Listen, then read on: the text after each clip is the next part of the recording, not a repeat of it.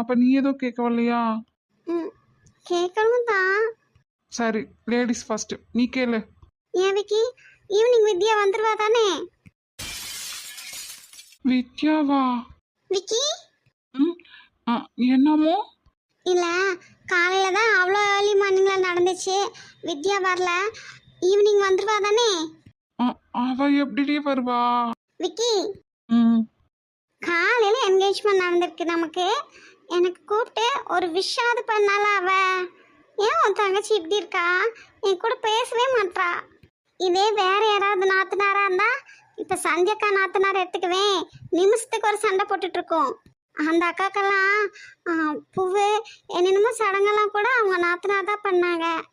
எனக்கு பார்த்தியா, நாத்தனார் இருக்குன்னு பேர், அது ஒன்றுமே பண்ண மாட்டேங்குது. அவ இருந்திருந்தா உனக்கு பண்ணாமையா விட்டுருப்பா?